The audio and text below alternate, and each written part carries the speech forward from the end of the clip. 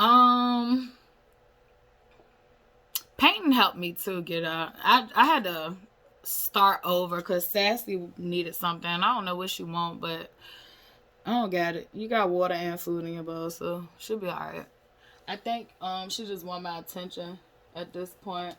And but I would go through, my needs not getting met on and off throughout this relationship and always having to come and rescue him or save his ass or just be there for him. One thing I can say is it was so much easier when his brother was alive. Like, his brother helped him like a whole lot, and I think it took a toll on his brother also. But and I mean, all his family members was helpful to him. Like, he would try to paint pictures of other people like they weren't, and I mean, he probably did that about me too.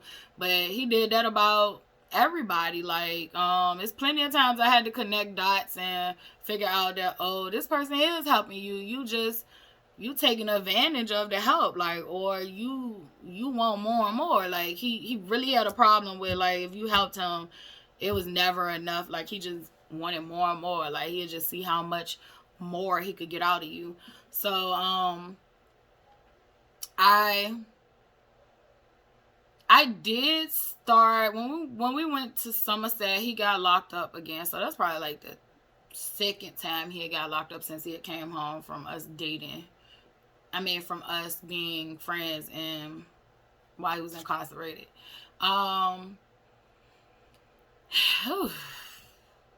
Yeah, this be tough because we did have good times, and I just was taught so well to like shut the fuck up about these things. Like, people just don't understand. And I'm not even telling y'all my most traumatic experiences. And I'm trying to sugarcoat it for the internet, but and for the purpose of, he is no longer here, and he do still have living relatives, and he do have a children.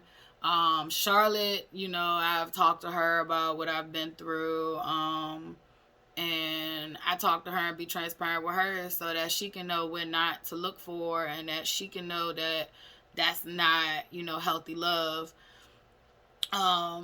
Because I grew up watching, domestic violence in my house.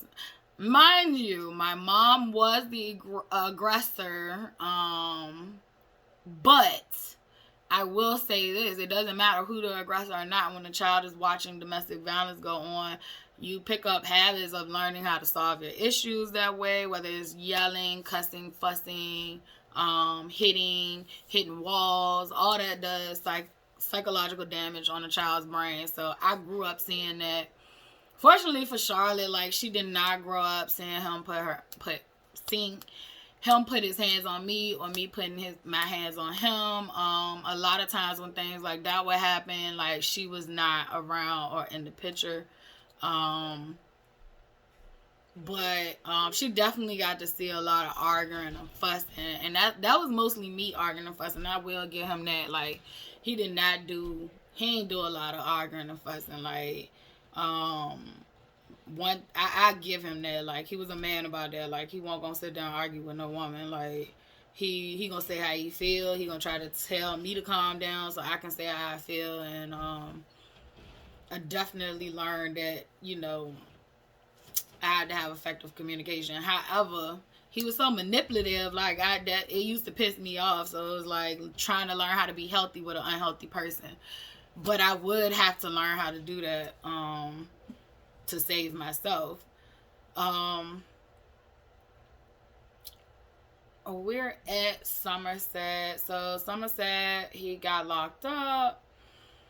That's when we broke up again too. So we were together for a hot second. Things was horrible because I took him back, and it seemed like when I took him back, things got worse.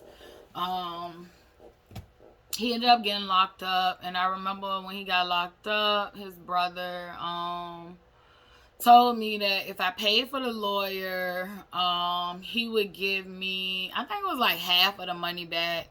And it was probably like $2,000 or $3,000. I couldn't remember. It might have been more than that, but it was no more than $5,000. That's all I remember. Like, it was no more than $5,000. $5,000, but I'm saying it like it wasn't nothing. That shit was a lot of money. Um, but unfortunately, like his brother would end up passing away. So during that time, I had paid for the lawyer. I was struggling financially because I'm waiting for my student loans, because I told you, like, I would wait for my student loans, the money that I got from work and the money that I got from, assistance. And I think by that time, like, my assistance had got cut off because I was transitioning into my teaching job. So, like, my assistant got cut off, but you had to work, like, 2 some weeks in a hole. But fortunately for me, I had a student loan check coming because I was in school. So no, that's what it was. I got it. So before I had got the teaching job, it was the semester before I was doing my student teaching. I had to quit my job because I couldn't do student teaching and work too. I tried, but it was too much. Because I think I had picked up a job at Charlotte's daycare. William Byrd, I remember that. All right, I had picked up a job there, and yeah, and I had to end up quitting it because it was just too much. If you did practicums, like, or clinicals, any of those things, like, where you're putting in hours, it's kind of like having a job itself. So, like, I was getting burnt out trying to come home doing that and all that stuff. So I was waiting for student loan money to kick in. It was going to be my last semester, and then I would be able to pay bills. And I just was in a hole. The apartment I was living in, the AC unit was raggedy, and it made the electric bill like $300 and something that month. It was just a cluster. It was a cluster of things that was just going wrong.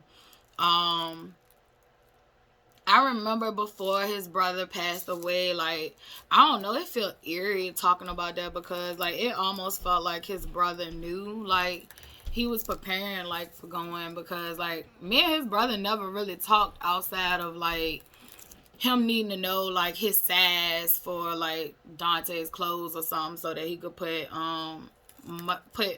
order things for him, like get him commissary and all that stuff, or like what he wanted to eat, or like which preference of stuff he wanted. So like we never really had like a conversation on a serious note, but like this particular time, like this was right before he passed away, like he had a heart-to-heart with me. He told me, like, he had no idea, I was that young. He was like, man, you like our sister age, and like, like, he basically made a comment that I didn't. He said that, don't you see such and such, and he was like, you don't want to end up like her, like going through that for the rest of your life. Like, you young, you got a future ahead of you. Like, he basically treated me like if I was his little sister. And he basically, like, he kept it real. He told me, like, I needed to leave him alone. Like, and he was absolutely 100% right.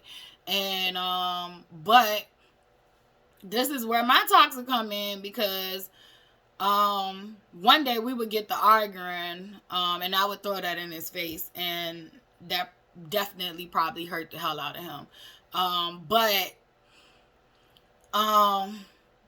like I said, I would react, and I would react from his abuse, and the same way he would hurt me, I would try to cut him deep.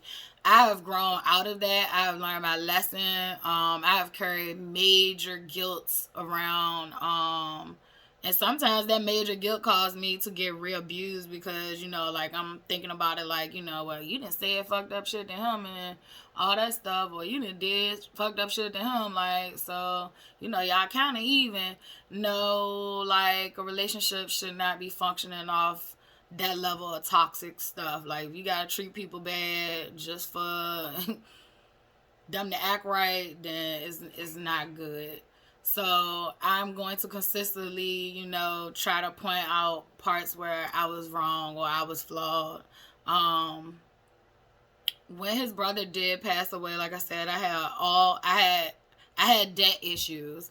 I was doing my practicum. I was trying to finish up, my degrees. I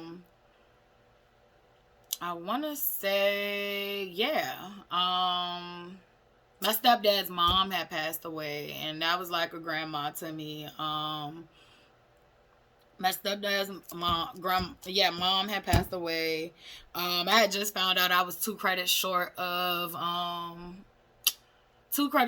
getting my religious studies degree when I did all my advising myself. I'll have another conversation about college and all that stuff. But I had to do all my advising myself, so I must have missed some classes, some credits that I was supposed to take, because at the last minute when it was time for me to graduate, I couldn't graduate. And I was about to say F it, but his mom ended up passing away, and that definitely, that's a recurring theme in my life. When somebody dies, it's a sign for me to get my shit together.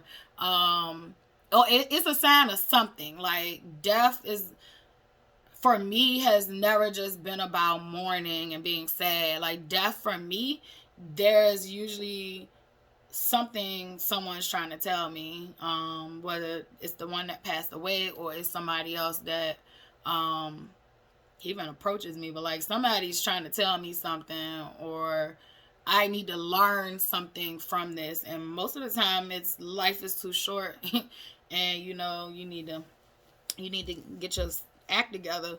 But I definitely, I was going through it myself too. So with him in there, and he had lost his brother, like, he was going through it as well, and he required a lot of my time, which I didn't have a lot because I was doing my student teaching, and I was a mom. Like, I was literally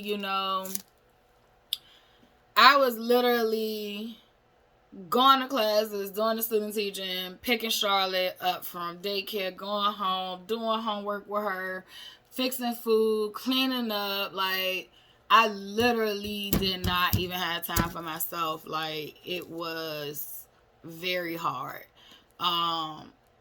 Yet he needed stuff on his books, he needed money on the phone, and once again, I really didn't have it.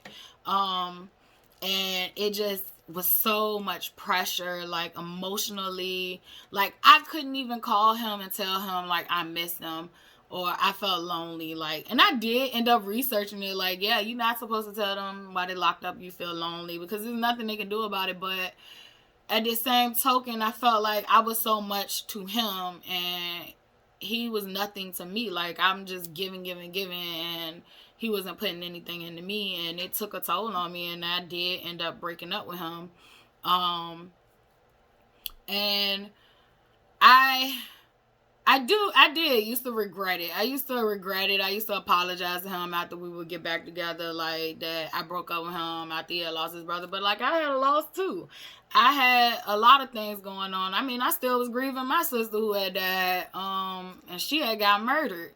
Like, I was going through a lot. I literally, I was so much to so many. Like, I couldn't even be nothing for myself, and that was a big part of where I started isolating. Like, when I met him, I started isolating from people.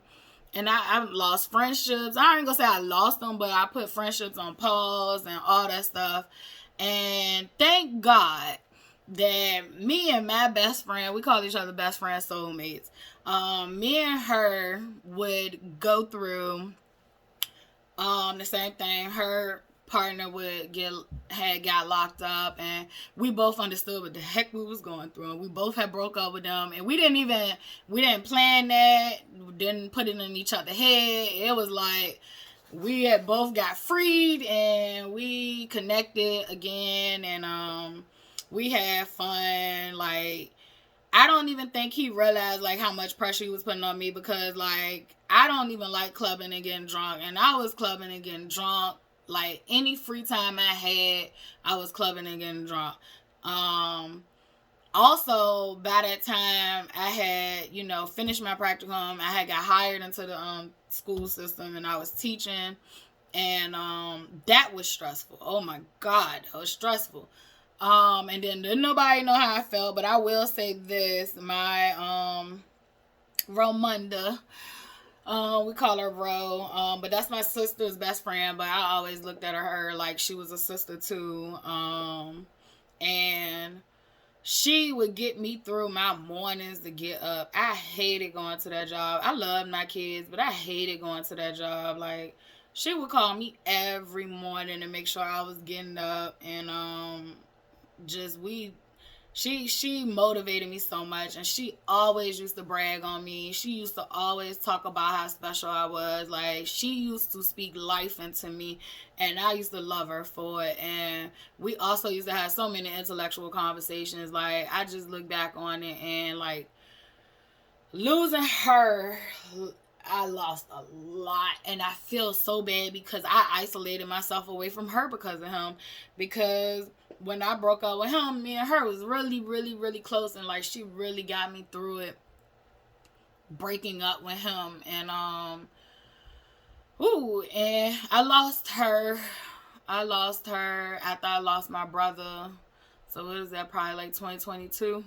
Matter of fact, the day my brother got buried, we found out she was suffering from brain cancer. And that's when my brother died. Like, that was a signal for me to leave. A lot of things happened that would signal to me I had to go. When Ro died, that was like an immediate, like, if you don't get out, you gonna die. Like, you need to get out. Like, I don't know, my grief cycle for that was like, it was like, you gotta go. Like, you gotta think about yourself. You gotta go. Whatever strength you got left, you need to figure it out and pull it together. So not only would I have people that had passed felt like it was encouraging me to leave. I would have people on this earth too that would help me tremendously, and I'll get to that as well. During these times, however, we did have good times. Like, I remember our trip to New Orleans. That was after me and him broke up. And I want to clear the air too about me and him breaking up. Out of 11 years, because I don't know what he told people when I left him Thanksgiving of 2022, but when I left him, I did not leave him for another man. Like, the bond we had together, like, couldn't nobody break us up. Like, so if he told you that, like, that was a complete bogus lie. Like, if anybody was cheating, it was him. Matter of fact, he was the one cheating. Like, he was. So when I did decide to leave, like, it was because of my safety and my child's safety, and I could no longer put me or her through what he was doing, and I felt death was coming for him, and I felt if I was to stick around, it might come for me. So I left. I got out of Dodge. I will say this, out of 11 years of being with him, when we broke up, after his brother died, and it wasn't like immediately after his brother died, it was like, it was a build up. He put too much on me. Like, I'm only one person, I'm only human, and I can't do everything, and then you not giving back. But when I broke up with him, I did sleep with one person. However, my feelings was not attached. It was kind of like, just a bed warmer type of deal. And I'm just being transparent. Like, we were broken up. I did sleep with one person, but out of 11 years, I've only slept with that one person, and it was only during that period of time. I've never slept. Nobody can say that I slept with them during the time I was with him. So I just wanted to clear the air on that. I sleep peacefully at night, knowing that. I know that I'm not a cheater. Like, when I'm in a relationship, I'm in a relationship. If we're saying we're going to commit to each other and we're going to be together, I am not cheating. However, now that I've been through being with a nigga for 11 years and having nothing to show for it but memories, like pictures and letters and all that, I will say this, like, I am not committing to no one unless I'm getting married. So, I will say that there will be no more commitment until I'm married. If you know you want it, then you should put a ring on it. So don't mad when you see that he want it. So, like, I just feel like I learned a valuable lesson with that. Like, there's no need to buy the cow if you can milk it for free.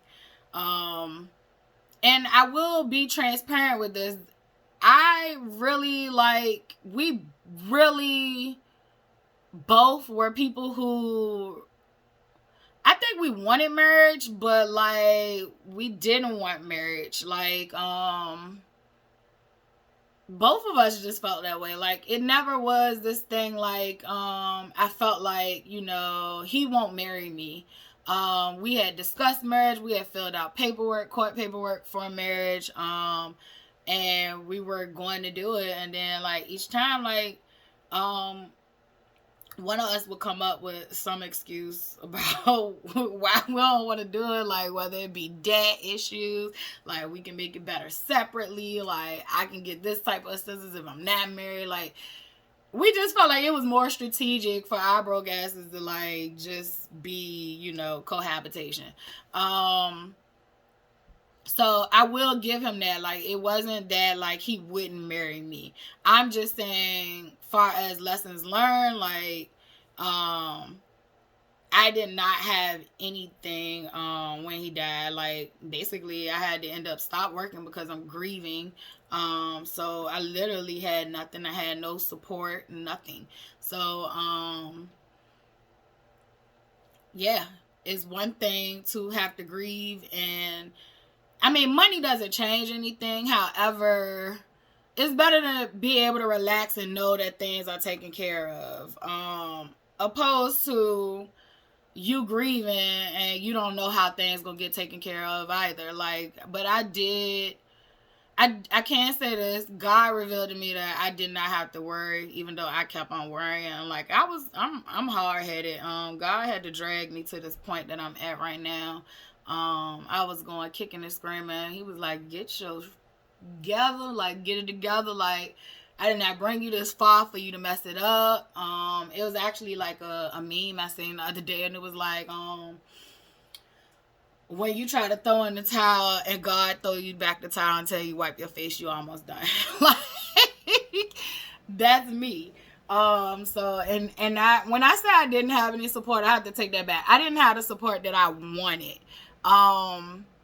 However, God sent me a whole bunch of support when I was going through losing him, and I will forever be grateful for the people that helped me during my grieving process. Not saying I'm out the woods, but I just feel like, you know, I'm way more self-aware, way more grounded. I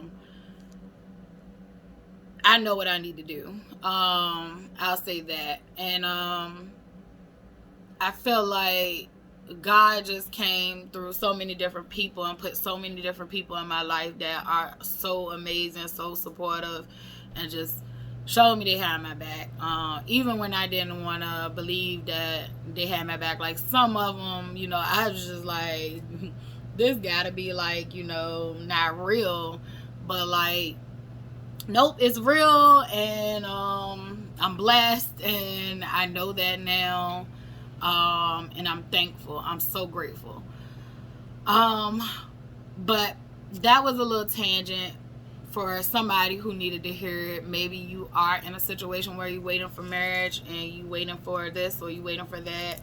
And I just encourage you, you know, to evaluate things before you're 11 years in and you're in the obituary as the lifelong friend, because that shit hurts. And I know it wasn't nothing personal about, you know, from the family, like, so I don't even care about that, but it does hurt. Like, I was more than the lifelong friend, but it's okay. Um, I would say, where were we? I broke up. Me and my bestie, we had fun. And yeah, like it was funny because her person ended up getting more time than he did. So probably by the time like I was maybe like a year, I would say maybe I was a year or either at the end of the school year of teaching, he came home. Um he definitely was talking to somebody else while he was in there, which was very easy for him. There's plenty of women for y'all to find. Like that shit is amazing. But when he came home and he stayed with his cousin, and like immediately when he came home, like tell Dante to call me, like he's home now, like and so we went back together. That's just how toxic it was. We went back together. We did have like little spats, but I feel like he was doing good when he was staying with his cousin. So he didn't move immediately back in with me. But yeah, it eventually got to that point where he moved back in. But he was like really upset with me like for a long time. But we ended up having fun and getting over certain stuff. So I thought, and that year like we went to New Orleans. I remember we met Miss Linda. Like that was one of the things he wanted to do. Was meet Soldier Slim Mom, and oh my gosh, that lady is so sweet. I love her energy. I just love New Orleans. Like I felt like I was at home. The hospitality there was so good. The people there was cool, down to earth. Like don't get them wrong, but like it was a vibe for me. I felt at home. I think some of my ancestors come from there. I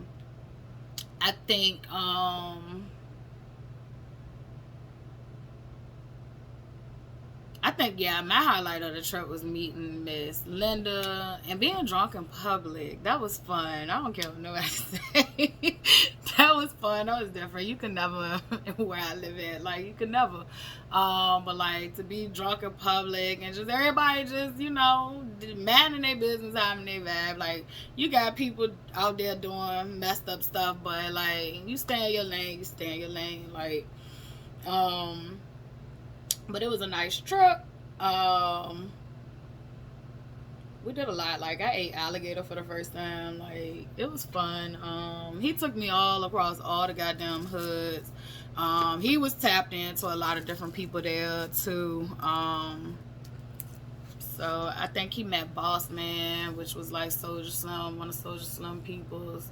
We had fun. We both had the time of his life. That was one of his dream destinations, and I was happy that I could make that happen for him. Another one would be like he had never been to a football game. Like we went to a Steelers game, and we did not have great seats, but we used to figure out how to make the best out of everything. But he would end up taking me to a Steelers game, and we would have like seats right there near the field. So we did get to like gift each other like a lot. We was big on that. I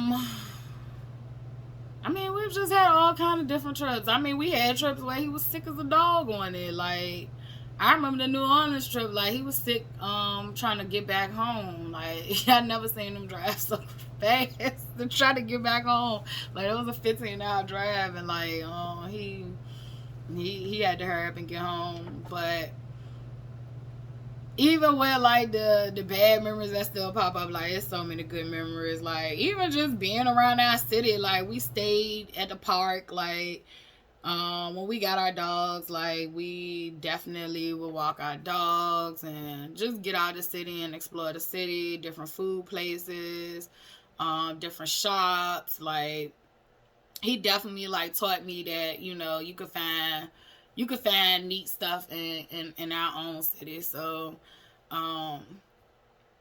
we definitely like we did family shit. Like every year we was at KD, Busch Gardens, like Water Country. Like we We definitely did family things. I think I taught him how to be family oriented too first, and once he caught on, like he started exposing me to different stuff and the kids to different stuff that like I wouldn't have thought of. But um, yeah, like he even exposed me to like juicing, and like that was good. I like that. To like juice in the morning, instead of eating sometimes, like, cause he had found like a black owned shop. I think it was Black of the Berry. Um, yeah, if you haven't been there, you should go. The drinks is good. So, but yeah, but he definitely was a character when it came to certain stuff.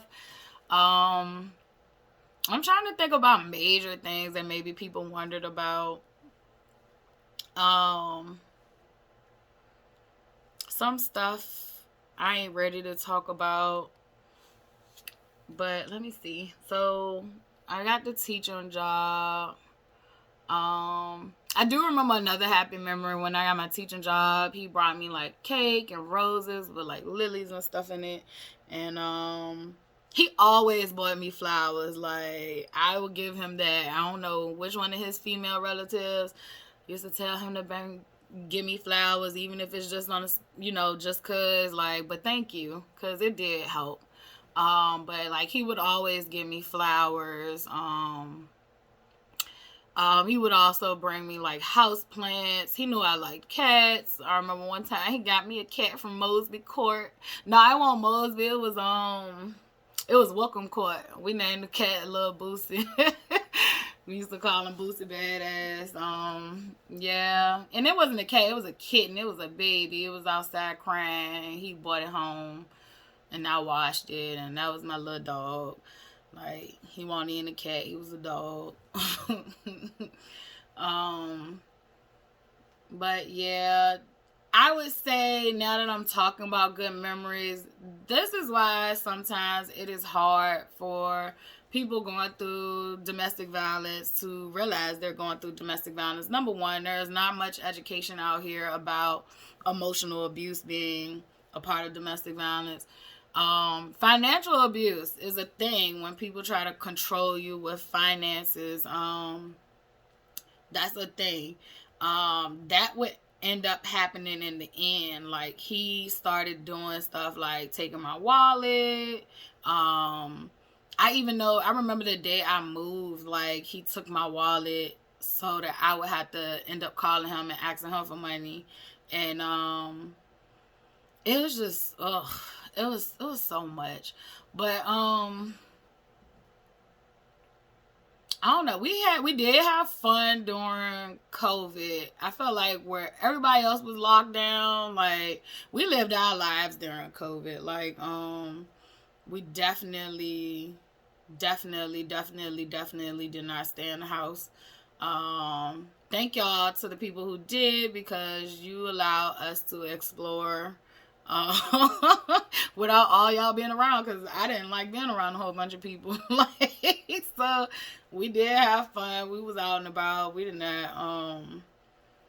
didn't care. But I will say, after COVID hit and he lost his job, that's when things would change a lot for us. I felt like work kept him more stable. Like, so I'm not gonna say he stopped using, but it kept him more stable when he had a job. But he did try to start he did start a business, and I think when his business didn't work out, that definitely hurt his ego. Like, a lot of times the reason he would use was because he had problems coping with life. Like, he did not have coping skills whatsoever, and he knew that, and he was trying to work on that, but unfortunately, like, things just did not work out in the way that I wish they would have. But that's just that. This one was tough, like, but I'm gonna still put these videos out because I feel like they need to be put out.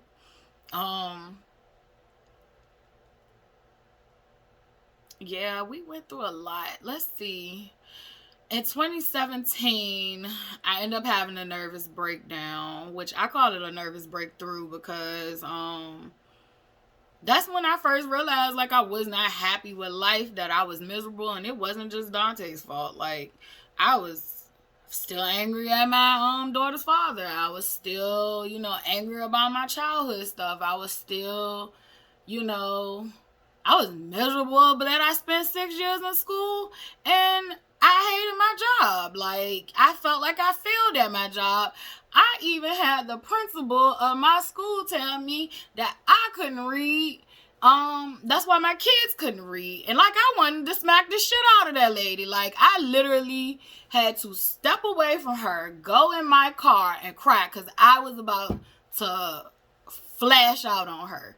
And I thank God I did not, because I would have lost, everything I had. But dear white people, stop fucking with black people. Like, stop talking to us any kind of way. Even though I might have looked like a child back then, I was not a child. Like, and don't nobody deserve to be talked to that way.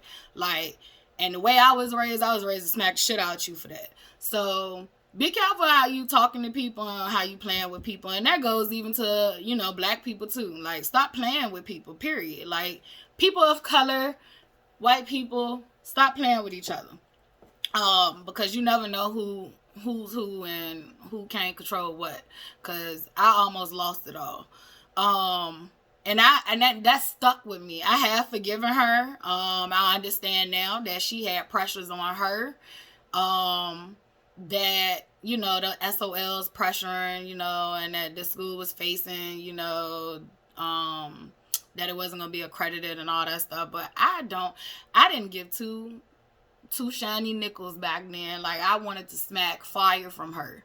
Because who you talking to, lady? Like, girl, I missed one question on my reading SOL when I was in high school. So get out my face. It was 1 or 2 questions. Like, I know how to read, but like, you telling me that my kids can't read because I can't read is crazy. And then come to turn out, it came out, my kids passed the SOLs. And even when my kids passed the SOL, she still tried to belittle me and say that we can't just get passing, because kids who have never passed the SOL, so like, say for instance, if they was in the 3rd grade and then they went to the 4th grade and then the 5th grade, if they had never passed their SOLs before, for that subject, you get extra points for them passing. So it gives you a higher pass rate, which I think you're looking for 70% pass rate for each, I forgot. It's like a percentage that you need of each student for the grade level. And I taught all of 4th and 5th grade language arts. So, she basically tried to say at an announcement, like, we don't need, we just can't pass by students who didn't pass the prior years. But instead of giving me credit as a first year teacher, a new teacher, and saying that my kids passed, she did that shit. And I'll never forget it. So administration, like, if you work in the school system and you're seeing this and you have new teachers, be careful how you treat them, because y'all are running them away. That played a big reason in why I couldn't come back. Like, I just was like, I can't go back to a place where I'm not treated nice. Like, that environment was draining. It was sad. The only happy parts was the kids. Like, and I did have a couple of coworkers that I felt like was cool, but, yeah, it was a lot of favoritism that went on, and I think that goes on in a lot of schools, and I just could not get with that. It was soul sucking. It was like, I'm just putting in too much, and I ain't getting no recognition. I ain't getting appreciated. I ain't even getting the help that I need as a first year teacher. Like, I ain't even getting that. Like, so, and I'm not going to sit here and act like I'm a victim all over again. I feel like I did not have the skill set or the advocacy to know how to advocate for myself in that situation. Like I said, I grew up, if there was confrontation, usually it was resolved by fighting or, harsh words. I did not grow up seeing, assertive behavior. So, when I typically needed help in life, I figured it the fuck out on my own. I did not know really how to ask for help. And in that situation, it was humbling, and I did ask other people for help. I did have some awesome, I had an awesome professor who came in my classroom and helped me set up my classroom for the reading groups and all that stuff.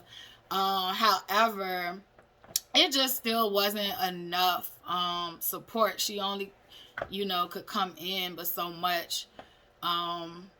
And I did the best I could. And fortunately for me, my kids passed their SOL, so as a whole. And I'm going to take pride in that. And I can read, lady. But I forgive you, too. With a smile on my face. And my kids can read, too. They just did not do well with testing. So that's another conversation for another day. Yeah, so everything had basically fallen apart on me. I had a back injury, so that was my first time sitting out. Like, I was busy. Hustle. Like, I had these goals. I wanted to finish school by this age. Did it, check. And not only did I do it, I did 3 degrees with it. So I double checked, triple checked. And I'm not saying this to brag. I'm just telling you how goal oriented I was. I basically, I wanted to have a house by 30. I would not make that happen because, me and his goals just was like, it was just, it was hard. His money management, he could suck up some money. I remember he had like 20,000 saved one time, and I was just like, where did the money go? Like, I kept saying, like, we can do something with this. Like, we can start, our business, and we can do this, and we can do that. And it was like, before I know it, that shit was gone. I was like, so gut hurt.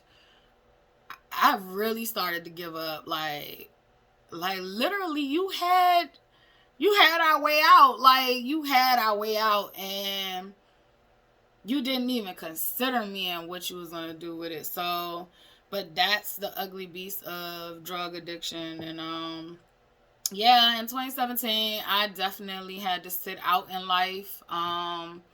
I would get diagnosed with multiple mental health disorders, and I'll just be transparent. Like, I was diagnosed with bipolar disorder, which I really still don't have a grasp on what that is, because, like, ain't we all moody? Don't we all distribute these things? Like, and the way the world is, like, if you ain't having bipolar issues and you ain't figured out your stuff, like, I would think,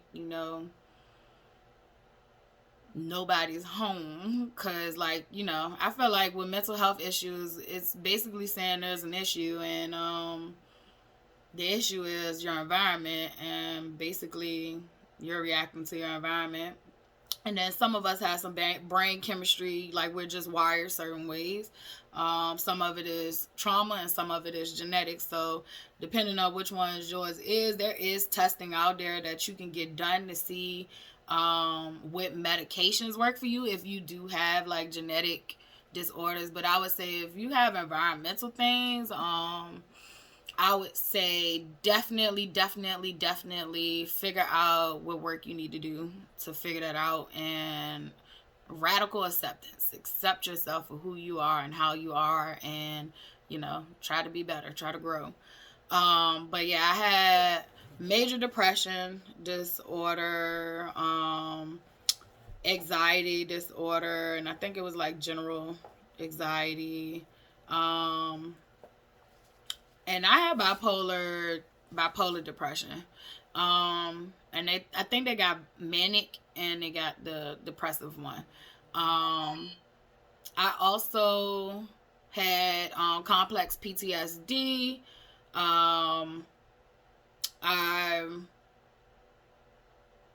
And that one, that's rough. I'm still shaking shit off from that. Like that, you get brain fog with that. Like when I was telling you, like some of my memories are not all there. Like literally, when you go through so much trauma, like it really causes like brain damage. It damages your brain in the inside. So like they do CAT scans, and you literally have brain damage. It doesn't mean that it's irreversible, but you know, you do have to practice to learn how to function normally again. Um, and I also had, I also suffer from, like, I'm gonna say suffer from ADHD. I definitely had that as a kid. ADHD. However, because I was so high functional, like I really think I'm on a spectrum, because I feel like I'm so high functional, like that my mom really and other people really didn't pick up that like I'm a little off, like and it's because like I'm high functional, like nobody really like considers that, like sometimes I'm not here with you, like sometimes I space out, I zone out like in a second, like it does not take much, like how people meditate when they sit down in solitude and peace.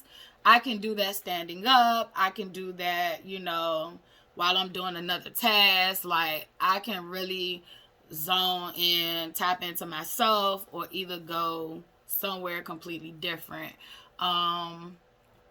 I just always had that ability. I even remember like I used to be able to like take baths as a little kid, and I could go where I wanted to go. Like close my eyes, and I'm wherever I want to be at. And you might call it imagination. I feel like it's like you traveling somewhere else, in your head. But it feels like your actual physical soul is there. So yeah, I can do that sometimes. I don't like doing that much, but I can do it. So I feel like I just always was. I had issues before I met Dante. I just was not diagnosed. However, like after he passed, a lot of things I do not have effects from anymore. I am trying to, work on myself and not mask my pain anymore, and just deal with, myself head on, and actually just live my truth and do what fits for me. Like I'm tired of fitting into societal norms, and I'm also being led to like tell my story so that like people can feel comfortable being themselves. Like we're human, we're making human mistakes, and it's okay. And I think I'm gonna do a 3-part because I left off on me having my breakthrough.